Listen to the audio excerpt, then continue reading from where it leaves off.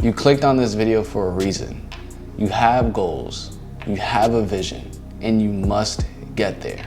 And the reason why you're here is to make sure that happens.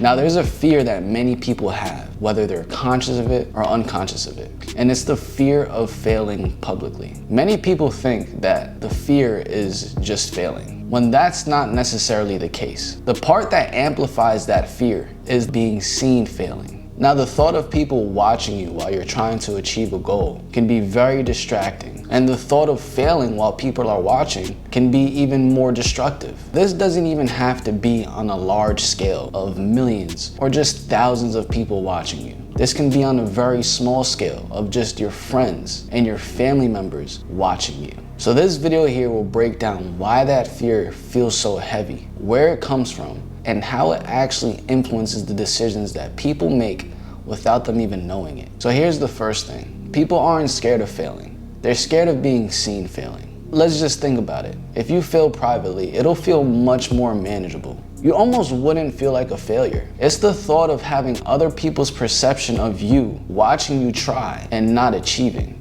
That's the part that people are really afraid of. And failing publicly may feel permanent for some. People believe that when being seen failing, the person watching will always have that thought of them, when that's not the case. Let's put this into perspective. Now, I remember clearly, someone in second grade had thrown up at recess. I don't remember who it was. I just remember someone did. I remember I had thrown up during the classroom. I doubt that anyone in that classroom remembers that I threw up during second grade. And that's an instance where it's just like, that's probably one of the worst of the worst. So realistically, most of the time, judgment will always feel louder. People aren't judging you as hard as you think. Now let's get into the second reason. The internet makes mistakes feel permanent.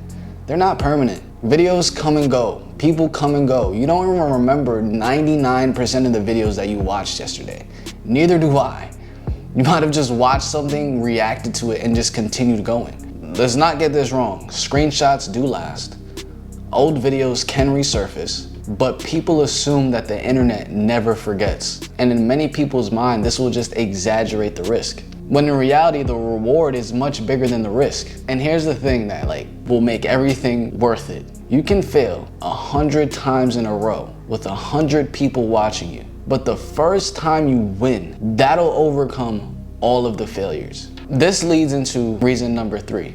You may feel as if people care about your failures or your wins, when in reality, no one really truly cares, whether you win or fail. I mean, instinctually, people are just selfish at heart. They may congratulate you one day for winning, and they may say, oh, I'm sorry that you failed. But the next day and the day after that, people have their own lives, their own goals, their own things that they're doing. So if you're going to be doing anything, it should not be caring what people think. So if you've been thinking about starting a business, starting up a channel, or just entering the online space, understand this. The internet moves quickly. People watch hundreds of videos a day, and judgment rarely ever lasts. Not starting feels safer than starting imperfectly. No one starts perfectly. To get to your goal, you must start. So the thought of starting perfectly is an absolute delusion that keeps people in the same exact place, because it's impossible. No one has ever done that. But let's just be real. No action means no exposure, and growth will only happen after exposure. Moving forward will only happen after action. The greatest sports players, the greatest person in any profession has always started in a way that was imperfect. They weren't the best. Now let's get even deeper. This is the entire point of this video, to grab these psychological thoughts that keep people in the same position. Public failure can feel like identity damage. And once your identity gets damaged, that hurts, because it's all egotistical. We've all created this specific identity that we want to uphold or become. When that gets damaged, it feels like your life just took a dent. And the reason is that people tie outcomes to self-worth, when that's not the case. For most people, one mistake may feel defining. We must get used to making mistakes. We're human beings. We're never going to be perfect, and we will always make a mistake. So detaching yourself from outcomes will lower pressure. And it's almost counterintuitive, it almost doesn't make sense, but detaching yourself from the outcome increases the probability of you getting the outcome. And once you detach from the outcome, you're actually focused more on the process that'll get you there. And to touch on this point once again, because I know it to be so true, identity can feel fragile online. So here's what must be done. It's very important that when you get online, you stay true to yourself. That way your identity will never feel fragile because you're confident and secure in who you are. This gets into my sixth point. Comparison amplifies the fear. Most people compare their starting point to other people's highlights. We never see the entire story of anyone's lives on the internet and even in person. If you meet someone in person and you spend 3 years with them, you will never understand the entire story. You won't understand every experience they've went through. This only makes it more clear that you don't understand a person's life through the internet, through a screen. So don't ever compare your life to someone else's life online, because the timelines will always be misaligned. Anyone can lie, anyone can fake the front, and anyone can make it seem as if it's something that it's not. Someone can go on the internet tomorrow and literally say, oh, I made $100,000 yesterday, and have a check for 100K. You're gonna have people believing him and you're gonna have people that aren't. So there's literally no point in taking the things that you see online as 100% fact, unless it absolutely resonates with who you are. One of the most humiliating things in all of human history was just public embarrassment. Being kicked out from their tribe. Yeah, embarrassment may feel threatening, but it's not harmful. You're not gonna lose your life. And if someone kicks you out of their tribe because of embarrassment of something that you did, they shouldn't be in your life. The fear of failing keeps you from starting. And when you never start, you're essentially saying that that fear is more powerful than the goal you have. That's not the paradigm that we're meant to be living in. And that's exactly why you're watching this video. And to make it even better, most fear fades once exposure begins.